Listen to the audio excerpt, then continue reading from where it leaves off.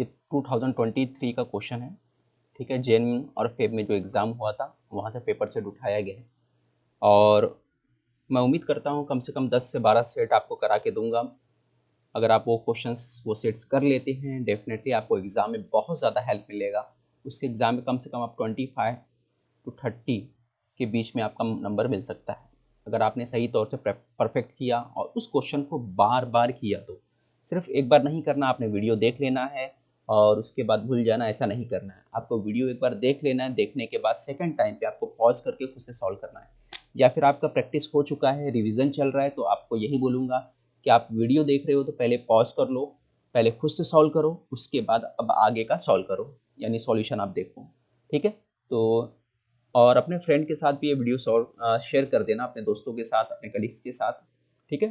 तो चलिए स्टार्ट करते हैं। 31 क्वेश्चन जो है, when we add 1 to 4 digit greatest number we get, ठीक है। क्या बोल रहा है? व्हेन वी ऐड 1 ऐड करना है, किसके साथ ऐड करना है? 4 greatest number, 4 digit greatest number जो है इसके साथ। 4 डिजिट ग्रेटेस्ट नंबर क्या हो गया? 999 है ना, 49, 4 टाइम्स आप 9 लिखोगे तो ये क्या हो जाता है आपका 4 डिजिट ग्रेटेस्ट नंबर हो गया आपका।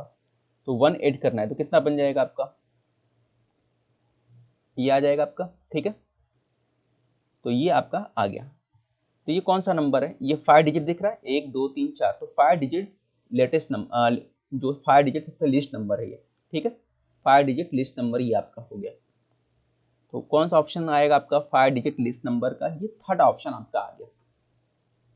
क्वेश्चन फिर से पढ़ते हैं, क्या बोला था? अगर हम 1 को ऐड करते हैं, किसमें ऐड करते हैं? 4 डिजिट ग्रेटेस्ट नंबर में। 4 डिजिट ग्रेटेस्ट नंबर कितना है? 4 बार 9 लिखना है। 3 डिजिट ग्रेटेस्ट नंबर 3 बार 9 हो गया। 2 डिजिट ग्रेटेस्ट नंबर 2 बार 9 हो गया। 1 डिजिट ग्रेटेस्ट नंबर 9 हो गया। अच्छा, अब उसके अलावा अगर मैं बोलूँ लिस्ट नंबर 1 डिजिट तो 1 हो गया। लिस्ट नंबर 2 डिजिट ये 10 हो गया। लिस्ट नंबर 3 डिजिट तो 100 हो गया। लिस्ट 4 डिजिट तो कितना हो जाएगा? 1000 हो गया। तो ये बेसिक चीजें आपको मालूम होगी, ठीक है। While teaching in class 6 student, teacher explain that, teacher ने एक्सप्लेन किया 6 को 4 से प्लस करो या 4 को 6 से प्लस करो तो 10 होता है, ठीक है। दोनों इक्वल आ रहा है। 6 में से 4 माइनस करोगे, 4 से 6 माइनस करो, क्या होता है? -2 आता है, ठीक है। तो ये इक्वल नहीं है तो इक्वल का साइन नहीं दिया यहाँ पे। अब इन दोनों पे मल्टीप्लाई का साइन लगाना चाहिए, इसने मल्टीप्लाई का नहीं लगाया, यहाँ पे मल्टीप्लाई का साइन है। तो इस प्रॉपर्टी को क्या कहते हैं? यहाँ पे सिर्फ आप देख रहे हो जो यहाँ पे जो नंबर है उसका प्लेस चेंज हो रहा है, ठीक है। नंबर का प्लेस चेंज हो गया, यहाँ पे 4 इधर आ गया और यहाँ पर इस तरफ था, ठीक है। प्लस का साइन बीच में था, यहाँ भी प्लस का साइन, मल्टीप्लाई का साइन बीच में, और बस डिजिट जो नंबर है आपका उसका प्लेस चेंज हो गया। तो इस प्रॉपर्टी को हम लोग क्या बोलते हैं? कॉम्यूटेटिव प्रॉपर्टी बोलते हैं। इस प्रॉपर्टी को कॉम्यूटेटिव प्रॉपर्टी बोलते हैं, ये आपको याद होना चाहिए। कॉम्यूटेटिव प्रॉपर्टी के अंदर क्या होता है? कॉम्यूटेटिव प्रॉपर्टी के अंदर नंबर जो रहते हैं उनका जो प्लेस चेंज होता है, बाकी साइन जो सेम रहता है, ठीक है। चलिए आगे बढ़ते हैं। विच of the following is prime number, इसमें से प्राइम नंबर कौन सा है? तो प्राइम नंबर जो है 2 एक प्राइम नंबर है, 1 ना ही प्राइम नंबर है और ना ही कंपोजिट नंबर है। प्राइम नंबर कौन से नंबर होते हैं? ऐसे नंबर को प्राइम नंबर बोलते हैं जो सेल्फ डिवाइडेड होते हैं, जो खुद से डिवाइड होते हैं। जैसे कि 2 हो गया, 3 हो गया, 5 हो गया, 7 हो गया। ये किसी दूसरे के टेबल में नहीं आते, ये सिर्फ खुद के टेबल में आते, दिख रहा है। तो ये खुद के टेबल में आने वाले नंबर हैं। जैसे यहाँ पे आप लिख सकते हो 11। अच्छा, यहाँ पे अगर मैं 4 लिख देता हूँ, 6 लिख देता हूँ, तो ये नंबर कौन से हो जाते हैं? इसको कंपोजिट नंबर बोलते हैं। इसको क्या बोलते हैं? कंपोजिट नंबर बोला जाता है।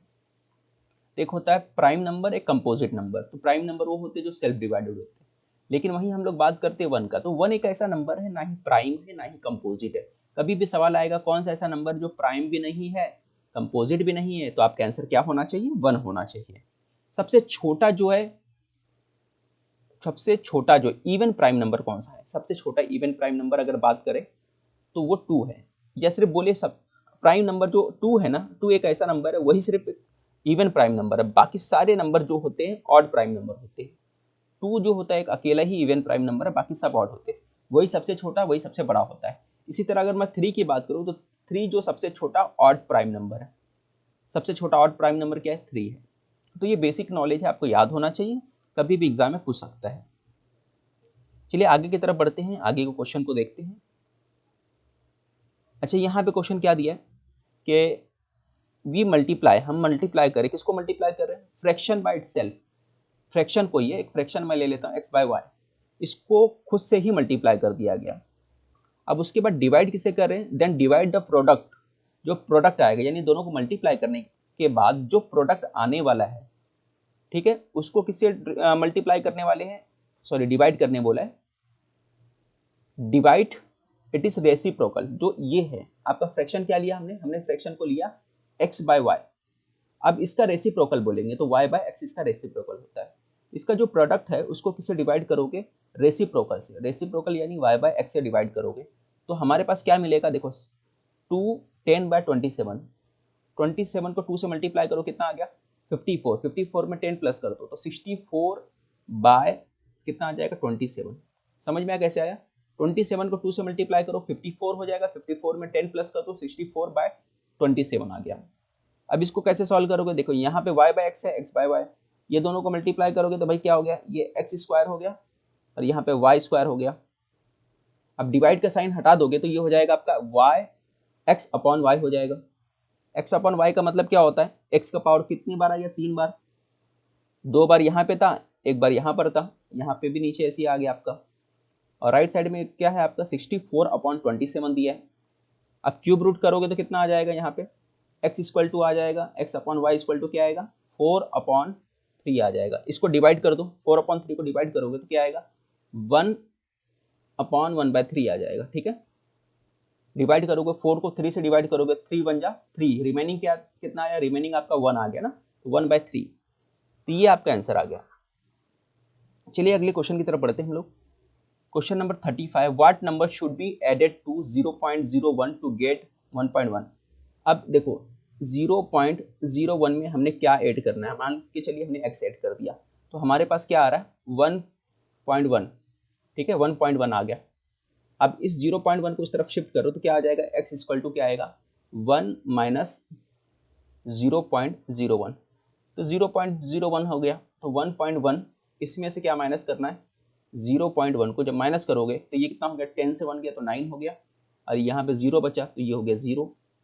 ये आ गया आपका आंसर 1.09। 1.09 ऑप्शन नंबर सेकंड, ये आपका आंसर हो गया। आई थिंक सभी लोगों को समझ में आ रहा होगा। इसके बाद हम लोग बढ़ते हैं क्वेश्चन नंबर 36 के ऊपर। अलजेब्राइक ऑपरेशंस, क्या बोला? अलजेब्राइक ऑपरेशन के अंदर एडिशन, सब्ट्रैक्शन और multiplication, which of the following statement is not true. कौन सा स्टेटमेंट ट्रू नहीं है? लाइक टर्म्स आर एडेड, बिल्कुल सही। लाइक टर्म्स आर सब्ट्रैक्टेड, बिल्कुल सही। In addition and subtraction like unlike terms are left as they are, ये भी सही है। Only like terms are multiplied, ये रॉन्ग है। सिर्फ लाइक टर्म्स को मल्टीप्लाई करते ये सही नहीं है। जैसे कि 2x है, अब ब्रैकेट के अंदर मैं लिख दूं 3x और यहाँ पे 2y लिख दूं, तो हम लोग जाहिर सी बात है सभी को मल्टीप्लाई करते हैं। यहाँ पे आ जाता है 2 3 जा 6x स्क्वायर हो गया, और यहाँ पे हो जाता है 4xy, इस तरह से मल्टीप्लाई करते हैं। तो सिर्फ लाइक टर्म्स है उसको ही मल्टीप्लाई करते हैं, तो ऐसा तो है ही नहीं ना। चलिए आगे बढ़ते हैं 37 पे। The ages of Hari and Harry, Hari और हैरी का जो रेशियो है एज का 5:7 है। हरी और हैरी, ठीक है, दोनों अलग अलग है भाई। एक में वाई लगा देता हूँ, चलो जिसके आगे वाई है। क्या रेशियो दिया है? 5 और 7 का रेशियो दिया है। इसको डायरेक्ट सॉल्व कर सकते हो, और इनका रेशियो जो है 4 साल बाद क्या इनका रेशियो हो गया एज का? 3 और 4 का रेशियो हो गया। कितने साल बाद? 4 साल बाद। अगर मैं नीचे दोनों को मल्टीप्लाई कर देता हूँ 2 से, यहाँ पे अगर मैं 2 से मल्टीप्लाई कर देता हूँ तो कुछ हर्ज है? नहीं है, बिल्कुल। यहाँ पे आप 2 से मल्टीप्लाई कर दो। जैसे आप 2 से मल्टीप्लाई कर दोगे तो क्या हो जाएगा? 2 से मल्टीप्लाई करने के बाद ऊपर तो सेम रहेगा, कुछ चेंजिंग नहीं होगा, नीचे जो होगा चेंज हो जाएगा। ये 6 हो जाएगा और ये कितना हो जाएगा? 8 हो जाएगा। अब यहाँ पे देखो डिफरेंसेस कितने का आ रहा है, यहाँ पे आपको क्लियर नजर आ रहा है। जो डिफरेंसेस आ रहा है ये 1 का डिफरेंस आ रहा है, यहाँ पे 1 यूनिट का डिफरेंस आ रहा है, ठीक है। और 1 यूनिट का मतलब क्या है? 1 यूनिट का मतलब कितना है? 4 साल, क्योंकि 4 साल का डिफरेंस हो रहा है, 4 साल का डिफरेंस आ रहा है। 4 साल बाद बोल रहा है, ये 4 साल बाद ये रेशो बना, जो रेशो था 4 साल बाद 3 और 4 का, हमने इसको चेंज कर दिया तो 6 और 8 का रेशो बन गया। यही 6 और 8 का रेशो क्या है? 4 साल बाद का रेशो है। तो हमको समझ में ये आया कि भाई 1 यूनिट किसके बराबर होता है? 4 साल के बराबर होता है। 4 ईयर के बराबर क्या होता है? 1 यूनिट होता है, ठीक है। और हमें क्या फाइंड करना था? हमें प्रेजेंट एज मालूम करना है। प्रेजेंट एज का मतलब एक है 5, एक है 7, एक है 5 और एक है 7। एक बार 5 से मल्टीप्लाई कर दो तो ये हो गया 20, और 4 को किससे मल्टीप्लाई कर दो 7 से, तो आ गया 28। तो प्रेजेंट एज क्या हो गया 20 और 28 आ गया। ठीक है, तो सेकंड ऑप्शन आपका राइट आंसर होगा। इसको बेसिक से भी सॉल्व कर सकते हो। बेसिक से कैसे सॉल्व करेंगे, देखो 5x ले लो इसको और इसको 7x ले लो। कितने साल बाद बोला है, 4 साल बाद बोला है, तो यहाँ 4 लिख दो, 4 ऐड कर दो। 4 साल पहले बोलता तो माइनस कर देती, 4 साल बाद बोला है तो आपको प्लस करना है। नया रेशो क्या बन रहा है 3 और 4 का, ये आपका इक्वेशन बन गया। इसके बाद क्या करोगे, क्रॉस मल्टीप्लाई कर दो, इसका मल्टीप्लाई इसके साथ हो जाएगा, इसका मल्टीप्लाई इसके साथ, ये हो जाएगा 4 5 20x हो गया, ये हो गया 16 आपका, 3 7 21x हो गया, 3 4 12 हो गया आपका। क्लियर हो गया। अब यहाँ पे 12 के पास 16 आ जाएगा तो कितना आ जाएगा, 16 माइनस आपका 12 हो गया, और यहाँ 21 माइनस जो हो जाएगा 20 हो जाएगा आपका, और यहाँ पर आपका 4 निकल के आएगा, यहाँ पर आपका x निकल के आ गया। तो x की वैल्यू आपके पास 4 आ गई। x की वैल्यू कितनी आ गई, 4 आ गई। तो x की वैल्यू 4 आने का मतलब क्या है, यहाँ पे क्या था 5x था। ठीक है, पहला जो था h क्या था 5x था, तो 5x को मल्टीप्लाई कर दो, 5 को मल्टीप्लाई कर दो x के साथ, तो ये आ गया 20 ईयर्स। ठीक है, यहाँ पे हमने क्या लिया था 5x हमने लिया था, किसका एज लिया था, हरी का एज लिया है, और हैरी का एज हमने क्या लिया है, हैरी का एज हमने लिया था 7x। ठीक है, तो 5x में हमने 4 ऐड किया, 7x में हमने 4 ऐड किया, 4 साल बाद बोले इसलिए ऐड किया गया। ओके, तो यहाँ पे 7x, तो 7x को मल्टीप्लाई कर दो, 7 को मल्टीप्लाई 4 से कर दो, 7 4 जा 28। इस तरह से आप क्वेश्चन को सॉल्व कर सकते थे, बेसिक मेथड जो था आपका। अगला क्वेश्चन जो है आप ये देख लो, इन अ 2 digit number the digit in 10 place exceed the digit in unit place by 4। अब देखो कोई नंबर कैसे होता है, जैसे एक नंबर मैं लिखूं 23 को एक्सपांड फॉर्म में लिखना है तो 20 प्लस 3 होता है। ठीक है, इसको और एक्सपांड कर दो तो यहाँ पे क्या होता है 10 का मल्टीप्लाई 2 के साथ हुआ है, और यहाँ पर क्या हुआ है, यहाँ पर आपका 1 का मल्टीप्लाई 3 के साथ हुआ है। तो इस तरह से बन गया, इस शेप में आ जाता है। ठीक है, तो एक्सपांड फॉर्म में यही हो गया। तो यूनिट प्लेस पे क्या बोलते हैं, यहाँ पे 10 प्लेस है तो इसलिए 10 से मल्टीप्लाई हुआ है, यहाँ पे यूनिट प्लेस है इसलिए 1 से मल्टीप्लाई हुआ है।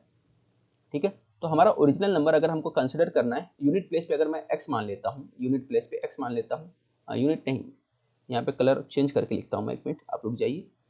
यहाँ पे 10 प्लस जो है 10 प्लेस पे x लेता हूँ, और यूनिट प्लेस पे अगर मैं y ले लेता हूँ मान के चलो, तो ये हो जाएगा 10x, और यहाँ पर आ जाएगा y। तो ये आपका ओरिजिनल नंबर हो जाएगा, ये जो आपका ओरिजिनल नंबर है ये आपका नंबर हो गया। ठीक है, अब क्या बोल रहा है, in term place exceed the digit in unit place by 4। जो डिजिट इन 10 प्लेस पे जो डिजिट है वो यूनिट प्लेस से कितना ज़्यादा है, 4 ज़्यादा है। दोनों के बीच का डिफरेंस कितना है, 4। तो देखो 10 प्लेस और यूनिट प्लेस के जो नंबर उनके बीच का डिफरेंस कितना दिया है, 4 का डिफरेंस दिया है। एक इक्वेशन ये बन गया आपका, बन के तैयार हो गया। ठीक है, अब दूसरा कंडीशन क्या बोल रहा है भाई, कि ये तो हमने देखा, ठीक है भाई ये देखा, एक चीज़ और बताने की कोशिश कर रहा है। क्या बताने की कोशिश कर रहा है यहाँ पर, if the sum of digit is 1/7, digit का सम यानी जो डिजिट है उसका अगर मैं सम कर दूं, x प्लस वाई का सम कर दूं, तो ये क्या है 1/7 है। किसका 1/7 है, ये 1/7 होता है नंबर, जो भी नंबर है, नंबर क्या ओरिजिनल नंबर हमारा x प्लस, इसका 1/7 होता है। ठीक है, इस नंबर का 1/7 होता है। आगे सॉल्व करो, ये हो जाएगा 7x, 7y क्रॉस मल्टीप्लाई करोगे आप तो ऐसा आएगा, और यहाँ पर आ जाएगा आपका 10x, और यहाँ पर y हो गया 7y और x हो गया। अच्छा, अब सभी को इधर लेके आ जाओ, अगर मैं सबको इधर पे लाऊंगा तो x के पास x चले जाएगा, y के पास y चले जाएगा, इस तरह से होगा सॉल्व। तो आप कर सकते हो, यहाँ 7x है तो 7x के पास लाऊंगा, ये हो गया 7x minus 10x plus 7y minus y equal to 0। अब यहाँ पर देखो आप, ये हो गया -3x, और यहाँ पर हो गया आपका 6y इक्वल टू 0। अब इसको और शॉर्ट किया जा सकता है, अगर मैं 3 से डिवाइड कर दूं तो ये x हो जाएगा, और यहाँ पे 2 आ जाएगा, यहाँ पे 0 आ जाएगा। अब इसको सॉल्व करना है तो यहाँ पे -x, ये सेकंड इक्वेशन और फर्स्ट इक्वेशन को लीनियर इक्वेशन मेथड से सॉल्व कर सकते हो, 2y इक्वल टू 0। अब आगे सॉल्व करो इसको, जब आप सॉल्व करोगे तो देखोगे क्या होगा, प्लस करोगे, जब दोनों को ऐड करोगे तो दोनों कैंसिल हो जाएगा, ये हो जाएगा y, ये हो जाएगा 4। तो अपने को फाइंड क्या करना था, यूनिट प्लेस पे जो नंबर है वो फाइंड करना था। यूनिट प्लेस पे क्या नंबर है, यूनिट प्लेस पे देखो y था, तो हमारे पास y कितना आ गया, 4 आ गया, तो इसलिए हमारा आंसर कितना हो गया, 4 आ गया। अब इसको डायरेक्ट भी कर सकते थे। डायरेक्ट क्या कर सकते थे, देखो x और y जो था डायरेक्ट मेथड से, दोनों का डिफरेंस कितना बोला है, 4 बोला है, दोनों का डिफरेंस कितना बोला है, 4 बोला है। और दूसरा क्या बोला है कि जो ओरिजिनल नंबर है, ओरिजिनल नंबर क्या है हमारे पास, ओरिजिनल नंबर यहाँ पर दिया है 10x प्लस y, इसका 1/7 है। ये कंडीशन अगर सेटिस्फाई कर देता है तो सॉल्व, ठीक है। ये किसके इक्वल है, इक्वल था x प्लस वाई, दोनों के सम के बराबर था, दोनों के सम के बराबर था। तो इक्वेशन बना के या तो डायरेक्ट आप ऐसा सॉल्व कर लो, फटाफट हो जाएगा, बहुत ज़्यादा प्रॉब्लम करने वाला तो है नहीं, फटाफट सॉल्व भी हो रहा था। नहीं तो दूसरा तरीका है कि यहाँ पे एग्जाम्पल चेक कर लो, यहाँ पे 4 है, 5 है, 1 है, 3 है, कुछ भी चेक कर लो। यहाँ 5 रख सकते हो तो यहाँ पे क्या रखना पड़ेगा, यहाँ पे 9 रखना पड़ेगा। अब ये सेटिस्फाई कर रहा है क्या, यहाँ पे वो देख लो आप, अगर सेटिस्फाई करता है तो ठीक है। यहाँ 90 और 4, ठीक है, यहाँ पे 9 रख दोगे तो 90 हो गया, और यहाँ पे 5 हो गया, 90 5 95, 95 7 से कटता नहीं, कटता है, ये तो पॉसिबल ही नहीं है। फिर उसके बाद 4 रख के देखो, 4 हो गया, तो यहाँ पे क्या रखना पड़ेगा, अगर यहाँ 4 रखे हो, यहाँ पे जाहिर सी बात आपको 9 रखना पड़ेगा, 8 रखना पड़ेगा, 8 से 4 माइनस करोगे तो 4 आएगा, ठीक है।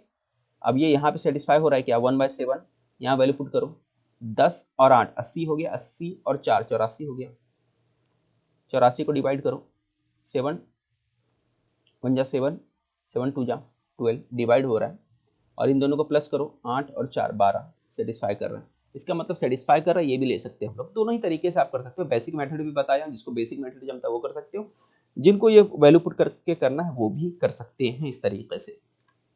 आगे का क्वेश्चन देखते हैं हम लोग, क्वेश्चन नंबर 39 जो है, क्वेश्चन नंबर 39 में क्या दिया है, x is the simple interest दिया है, x is the simple interest on 3000 rupees के ऊपर दिया है, ठीक है, 30,000 है एट 15% फॉर 3 ईयर्स, ठीक है। तो 3,000 रुपया, 30,000 रुपया दिया है, ये 30,000 ले लेता हूँ, और 15% के हिसाब से दिया है, रेट क्या 15%, तो 3 साल में कितना होगा, 3 साल में 45% हो जाएगा, ठीक है। तो 3 साल का निकाल लो, 3 साल का हम लोग फटाफट निकालते, ये 2 जीरो से 2 जीरो कैंसिल हो गया आपका। अब 3 को मल्टीप्लाई कर दो इसके साथ, तो 45 को 3 से मल्टीप्लाई कर दो, कितना आएगा, 135 आएगा, एक जीरो यहाँ पे बढ़ा दो, 13,500 रुपये आ गए 3 साल का।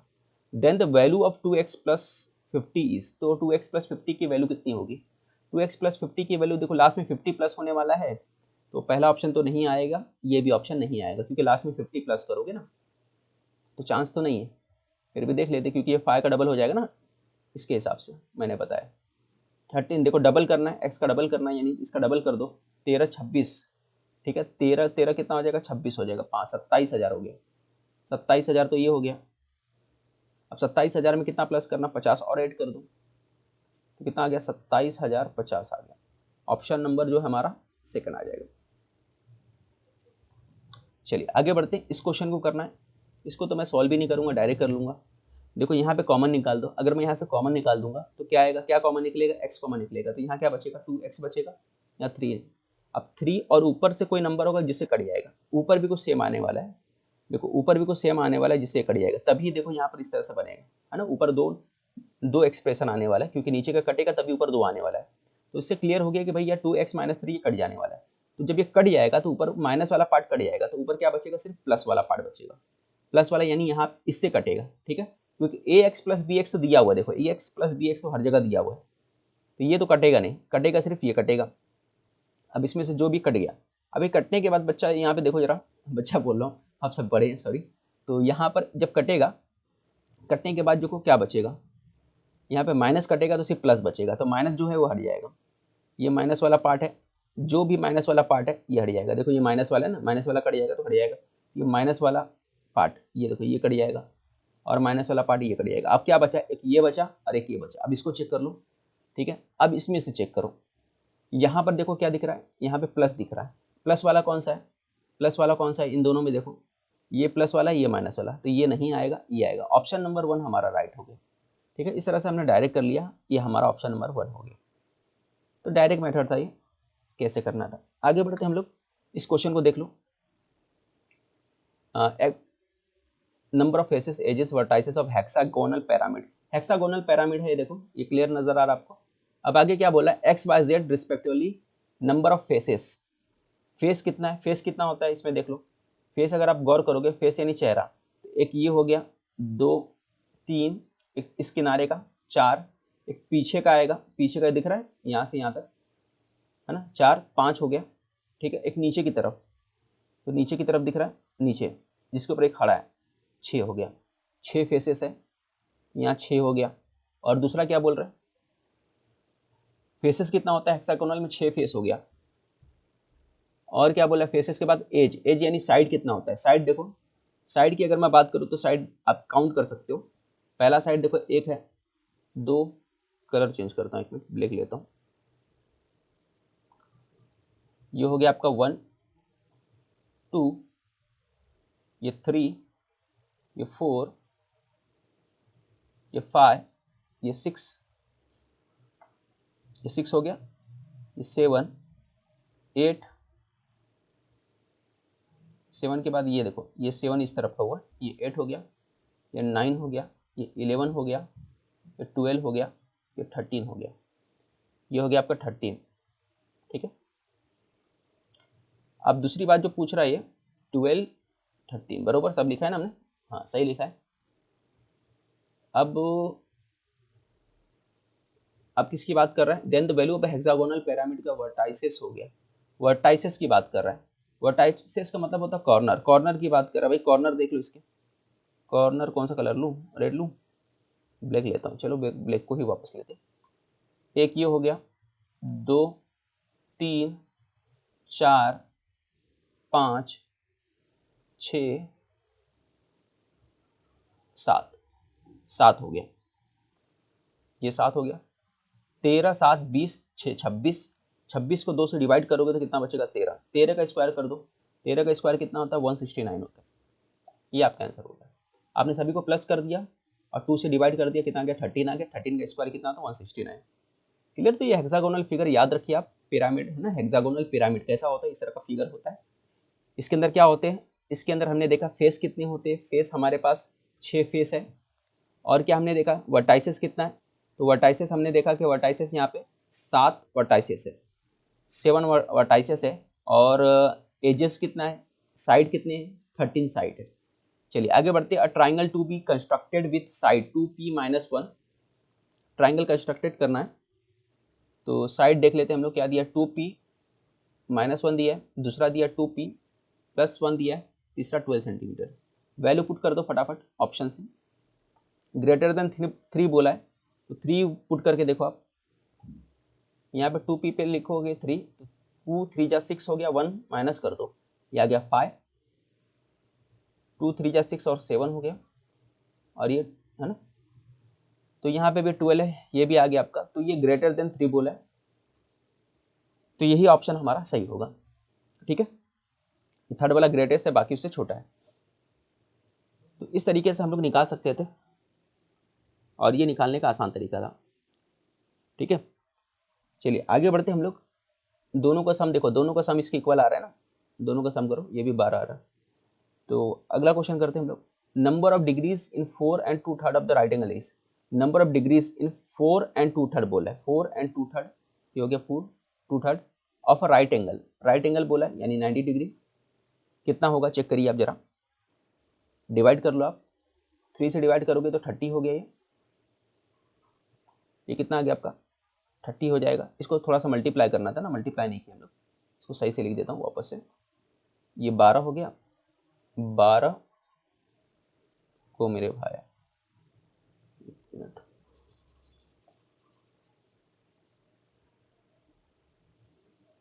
क्या था 4 and 2/3 ये बोला है। अब इसको मल्टीप्लाई किसे करना है, 90 के साथ करना है। ठीक है, तो 3 4 जा 12 and 14 हो गया, 14/3 मल्टीप्लाई 90, ये करना है अपने को। 3 से काट दो, तो ये हो गया 30, 30 को मल्टीप्लाई कर लो, 14 यहाँ 42 होता है ना, 14 3 420, ये ऑप्शन नंबर 3 आपका आ गया। Which of the quadrilaterals, rectangle, square, rhombus and parallelogram diagonals are perpendicular to each other? Diagonal जो होते हैं परपेंडिकुलर होते हैं एक दूसरे के, किसके अंदर होता है, सबसे पहले अपने को मालूम है भाई कि रोम्बस में तो होता ही है। ठीक है, तो रोम्बस जहां भी नहीं होगा वो गायब, तो यहाँ रोम्बस नहीं है गायब, ठीक है। और कहाँ होता है, और स्क्वायर में होता है, तो स्क्वायर और रोम्बस वाला सही होगा। पैरेललोग्राम रोम्बस गया, पैरेललोग्राम भी नहीं होता, रोम्बस और रेक्टेंगल भी गया, स्क्वायर और रोम्बस में होता है, ये हमारा आंसर हो गया। स्क्वायर और रोम्बस के जो रेक्टेंगल जो डायगोनल होते हैं वो 90 डिग्री पे एक दूसरे को इंटरसेक्ट करते हैं। अगला क्वेश्चन जो है, विच of the following figures have line of symmetry. Symmetry किसमें नहीं रहता है, नो लाइन ऑफ सिमेट्री पूछा है। सर्कल देखो, सर्कल बनाओगे तो सिमेट्री रहेगा, यानी बीच में से डिवाइड करोगे तो दोनों एक जैसा दिखेगा, सर्कल भी होने वाला है। आइसोसेलेस ट्रायंगल भी होगा, काइट काइट होगा, पैरेललोग्राम नहीं होता। यानी आपका ऑप्शन जो होगा राइट आंसर क्या होगा, ऑप्शन नंबर 3 आपका राइट आंसर है, पैरेललोग्राम नहीं होगा। If the volumes of two cubes are in the ratio of 27:64, दो क्यूब का जो रेशियो दिया है 27:64 दिया हुआ है, then the ratio of their total surface area, total surface area का रेशियो मालूम करने बोला है। बहुत आसान है भैया, बहुत आसानी से कर लोगे, ठीक है। दो क्यूब की बात किया, यहाँ पे क्यूब्स की बात कर रहे हैं। अगर मैं डायरेक्ट बोलूँ तो मेरे हिसाब से डायरेक्ट इसका आंसर जो आने वाला है 9 और 16 आएगा, ठीक है, 9 और 16 आएगा, डायरेक्ट आंसर है। स्क्वायर बोलेगा सिर्फ स्क्वायर कर देना, इसका क्यूब रूट निकाल के स्क्वायर कर दो। 27 किसका क्यूब है, तो 3 का है, अब 3 का स्क्वायर कितना होता है, 9 होता है। 64 किसका क्यूब है, 4 का है, इसका स्क्वायर कितना होता है, 16 होता है। इस तरह से कर सकते हैं। अब सॉल्व करना है तो सॉल्व करके भी देख सकते हो। अब 27 है, 64 है, तो जाहिर सी बात है कि इसका जो फॉर्मूला है क्यूब्स का क्या होता है, ये होता है L1 अपॉन L2 कितना है ना, इसको L1 मान लिए, इसको L2 आपने मान लिया, इस तरह से आपने लिख दिया, ठीक है। अब देखो 27 है, 27 का और 64 क्यूब रूट करोगे तो क्या आ जाएगा, यहाँ पे L1 जो आ जाएगा आपका, और यहाँ पे L2 है, यहाँ पे आएगा 3, यहाँ पे आएगा 4। अब उसके बाद स्क्वायर करना है तो स्क्वायर का फॉर्मूला क्या है, टोटल सरफेस एरिया का फॉर्मूला क्या है, 6L1 6L2 होगा, और यहाँ पे 3/4 है, ये फॉर्मूला है। यहाँ पे भी देखो 6 कट जाएगा, और यहाँ पे 6 लगाओगे वो भी कटने ही वाला है, तो आंसर कितना आएगा, स्क्वायर करना है तो स्क्वायर कर दो, यहाँ पे आ जाएगा 9/16। चलिए आगे बढ़ते हैं।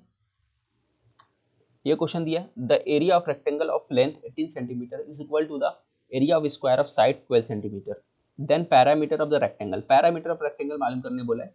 Area of rectangle length, area of rectangle का जो एरिया हो गया ये होता है, आपको मालूम ही, और साइड स्क्वायर किसका होता है ये आपको पता है भाई, साइड स्क्वायर किसका होता है, स्क्वायर का होता है। दोनों का एरिया हमने लिख दिया। अब वैल्यू फटाफट पुट कर दो, इसका कितना है 12 स्क्वायर है, तो 12 स्क्वायर यहाँ पर रख दिया। लेंथ कितना दिया है 18 दिया, तो 18 रख दिया, बी यहाँ पे रख दिया आपने। अब उसके बाद आगे कैसे सॉल्व करोगे, अब देखो यहाँ पे बी तो अपनी जगह पे रहेगा, ये 12 मल्टीप्लाई 12 हो गया, डिवाइड बाई 18 हो गया, ठीक है। अब आगे सॉल्व करो। अब देखो 18 जो है 6 से डिवाइड होगा, 6 3 जा, 6 2 जा हो गया, 3 4 जा, 4 2 जा 8, तो बी की जो वैल्यू आ गई कितनी आ गई, 8 आ गई। ये हमारे पास बी निकल के आ गया। हमें फाइंड क्या करना था क्वेश्चन में, देखो क्वेश्चन में हमें बोला है कि parameter, then parameters of the rectangle, rectangle का पैरामीटर मालूम करना है, और रेक्टेंगल का पैरामीटर का फॉर्मूला क्या होता है, 2 ब्रैकेट के अंदर L प्लस बी ये होता है। तो आप देख लो 2 कहाँ है, 2L प्लस बी, L कितना है भाई, L हमारे पास देखो पहले हमने देखा L कितना था 18 था, तो L कितना हो गया 18 प्लस 8, ठीक है, मल्टीप्लाई 2, 18 और 8 कितना होता है 26, 26 का डबल कर दो, 2 से मल्टीप्लाई करना मतलब डबल कर दो, 52 आ गया हमारा आंसर। इस तरह से हमने क्वेश्चन कर लिया।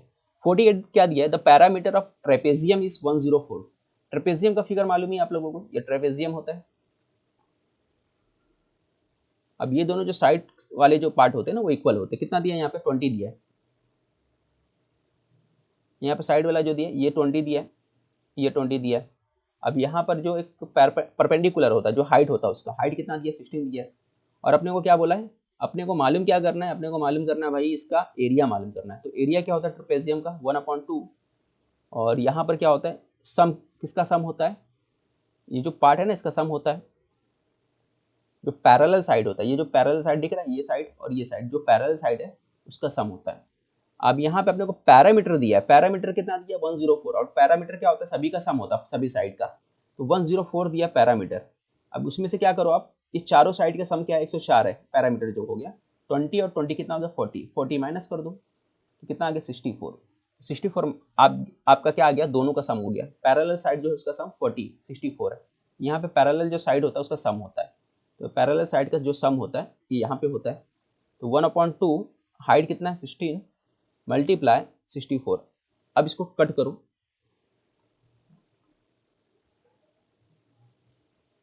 अब यहाँ पे 2 से कट कर दिया, 8 हो गया, 8 से मल्टीप्लाई करो इसको, 8 चौक 32 हो गया, और 3 8 छंग 48, 48 3 51, 51 ना 512, ये आपका आंसर आ गया।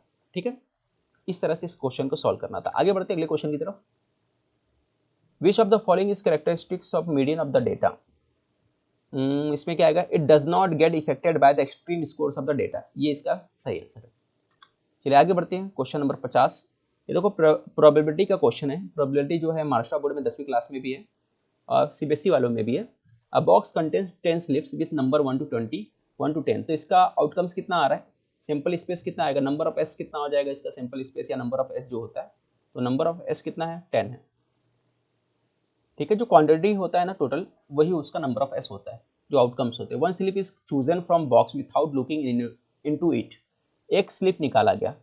What is the probability of getting a number greater than 6। तो क्या प्रोबेबिलिटी होगा कि नंबर जो है 6 से बड़ा होना चाहिए। तो 6 से बड़ा क्या क्या नंबर हो सकता है, 7 हो सकता है, 8 हो सकता है, 9 हो सकता है, 10 हो सकता है। कितने ऐसे हैं, तो आप बता सकते हैं यहाँ पे 4 है। कितनी क्वांटिटी है, 1 2 3 4, 4 को ऊपर लिखिए और कितने है ऐसे, तो यहाँ पे आपको नजर आ रहा है टोटल कितने हैं, टोटल नीचे लिख दीजिए आप, है ना। तो यहाँ पर नंबर ऑफ ए, अगर इसको ए मान लूँ, ठीक है, इसको हमने ए मान लिया, तो ये नंबर ऑफ ए कितना आ जाएगा हमारा, नंबर ऑफ ए जो हमारा यहाँ पे आ जाएगा 4।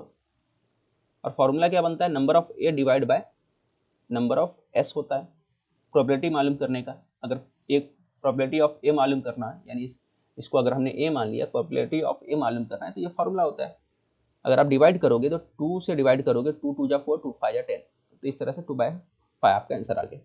अगला क्वेश्चन है 51 वाला question. Which of the following is not a key process to be developed in mathematical reasoning. Mathematical reasoning के अंदर देखो, मैथमेटिकल रीजनिंग की बात करोगे तो कॉन्सेप्ट क्लियर होना चाहिए बच्चों का, कॉन्सेप्ट के ऊपर फोकस किया जाता है। और बच्चों का जो एक किसी भी चीज़ के पीछे एक रीजंस होता है, उसको ढूंढना होता है उसका ना, डायरेक्ट चीज़ें नहीं होती। जैसे यहाँ पे लिखा है मेमोराइजिंग अ फार्मूला, तो ये आंसर होगा, क्योंकि नॉट अ की प्रोसेस, तो यही नॉट अ की प्रोसेस में होने वाला है। ठीक है, तो उसके अंदर एक लर्निंग का प्रोसेस एक बेहतर ढंग से सिखाया जाता है। भाई क्या है, हर चीज़ के पीछे एक रीज़न ढूंढो, ठीक है, उसके ऊपर सोचो, उसके ऊपर सोच और विचार करो, कोई भी चीज़ ऐसा हो। तो यहाँ पर जो दिख रहा है आपको मेमोराइजिंग अ फार्मूला, उसमें अलग से कोई दिमाग लगाने की जरूरत नहीं है, इसलिए हमारा क्या होगा, ऑप्शन नंबर सेकंड होगा। 52 जो ऑप्शन दिया, 52 नंबर क्वेश्चन जो दिया यहाँ पर, which of the following is the most appropriate method to teach identity a plus b square using chalk and black board. तो a प्लस बी ये फॉर्मूला बच्चों को हमें सिखाना है, तो सबसे बेहतर ढंग क्या होगा, बेहतर तरीका क्या होगा बच्चों को सिखाने के लिए।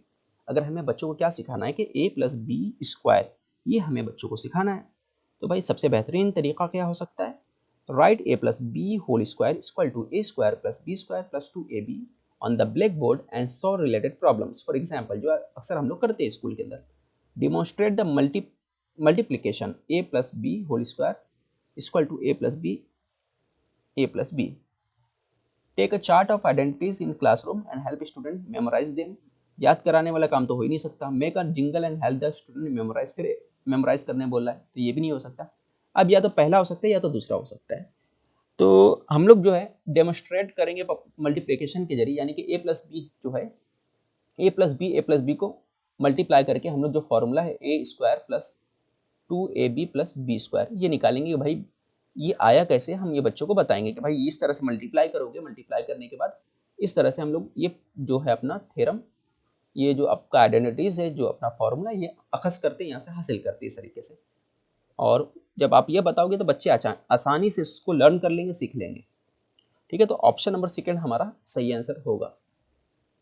53 नंबर दिया, it has been observed that the people involved in occupation that requires mathematical skills of computation and estimation like vendors, construction workers, are often not able to cope up with the formal school mathematics. Which of the following offers the most appropriate explanation for this. तो भाई क्यों ऐसा problem होता है? देखो, school mathematics is required a different level of intelligence, ऐसा कुछ है नहीं, डिफरेंट लेवल का इंटेलिजेंस तो चाहिए नहीं। Many people are inheritance incapable of learning school mathematics, ये भी गलत बात। School curriculum usually does not incorporate ways of teaching learning specific to learners cultural context, ये ऑप्शन सही रहा। अगला क्वेश्चन है, student in class 6 gives the following statement in a mathematics class, a 3D shape can be transformed into a 2D shape. Which of the following concept the child is correctly applying to the above situation? Viewing object from different sides, ये हमारा सही है, ठीक है। Symmetry वगैरह नहीं, direct उसको बोलेंगे अलग अलग पार्ट से दिखोगे तो 2D ही दिखेगा। It was observed that a class 7 student answer of 1/4 divided by 2/3 but was not able to give a real life situation of the application of the same. The reason could be dash. The teacher did not develop the idea of division of the fraction using concrete materials before introduction, क्या लिखा है, introducing the standard algorithm, यही हमारा सही option होगा। There are hardly any real application of fraction, ये भी नहीं हो सकता। The student did not pay attention when the teacher was teaching the topic, गलत बात। Division of fraction is a difficult concept for class 6, नहीं, ये भी नहीं आएगा, सिर्फ ऑप्शन नंबर सही आ सकता है। Which of the following is the most appropriate way to teach middle school student that mathematical probability of any outcomes in random event lies between 0 to 1, ठीक है। By writing a formula probability as possible outcomes, ये नहीं हो सकता। By using video based, ये भी नहीं। By telling the student to do some experiment and verify. By conducting a practical experiment of any random event like throwing a dice, flipping. देखो, सबसे अच्छा है तरीका क्या है कि उनको प्रैक्टिकल करा के दिखाओ, वही बेहतरीन तरीका है। According to many research studies, which of the following is the most appropriate reason for gender bias differences in mathematical achievement in school mathematical education? Inherent differences कुछ ऐसी बात नहीं होती। परसिस्टेंट एक पैदा हो गया है कि social stereotype carried out in classroom that mathematics is the male domain, ये हो सकता है answer. A natural difference in males and female, ये नहीं होगा। Differences in physiological and biological features, ये भी नहीं हो सकता। ऑप्शन नंबर सेकंड आपका आंसर होगा। अगला question, which of the following is open ended question? Open ended question कौन सा होता है? ओपन एंडेड क्वेश्चन ऐसे क्वेश्चन को बोलते हैं जिसके अंदर मल्टीपल आंसर के पॉसिबिलिटीज होती हैं, कई आंसर आ सकते हैं। Identity 3 object which are in the shape of cuboid, ये नहीं होगा। If the sum of 2 number is 13 and their difference is 3, what are the numbers? If sum of 2 number is 13 and their difference is 3, तो ये possibilities कुछ ही number के लिए fix answer है, तो ये भी नहीं हो सकता। Right us many possible even prime numbers, many possible even prime numbers, even possible number कई हो सकते हैं, तो ये हमारा आंसर हो सकता है। Right even numbers between 10 to 20 which are multiple of 2 and 3, तो ये नहीं होगा। तो आई थिंक ये आपको समझ में आ गया होगा। अगला क्वेश्चन जो है, आखिरी क्वेश्चन जो है, क्वेश्चन नंबर 60 आपका। फातिमा जो है एक टीचर हैं, वो क्लास 8 में मैथमेटिक्स के टीचर हैं। वो एक group project problem solving geometry to her student, वो अपने स्टूडेंट को एक ग्रुप सॉल्विंग प्रॉब्लम देते geometry related. She assessed her student over a period of time various parameters like their analytical skills, problem solving skills, presentation skills, participation in group discussions. It is which assessment tool will not be appropriate for this purpose? तो क्या होगा इसमें? देखो, interviewing schedule जो होगा ये काम यहाँ पे नहीं। इंटरव्यू वगैरह के लिए क्या होता है, काफ़ी रिसर्च वगैरह करना पड़ता है और ये चीज़ें यहाँ पे फिट नहीं बैठती।